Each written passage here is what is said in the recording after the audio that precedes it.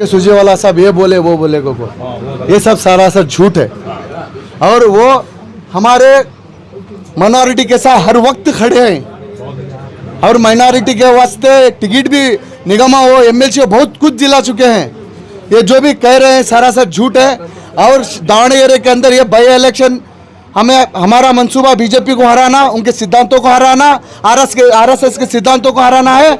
इस बार हम 30 से 35 हज़ार वोटों में आपके सदारत में इस बार जीत के और हमारे कर्नाटक का सरकार का नाम ऊंचा करेंगे।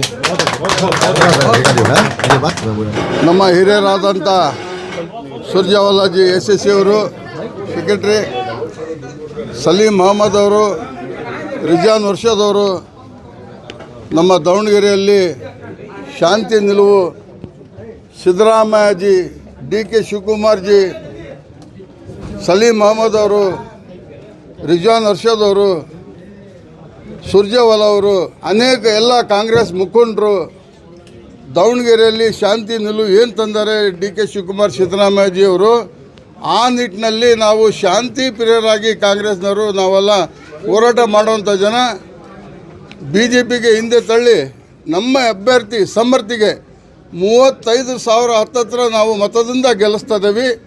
ಅದರಲ್ಲಿ ಏನು ಚುಂಕಸೋ ಇಲ್ಲ, ಅನುಮಾನನೂ ಇಲ್ಲ. ನಮ್ಮ ವಸ್ತವರಿಗಳು ಜವಾಬ್ದಾರಿ ಜನ ಏನು ದಾವಣಗೆರೆಯಲ್ಲಿ ಓಡಾಡ್ತಾ ಇದ್ದಾರೆ.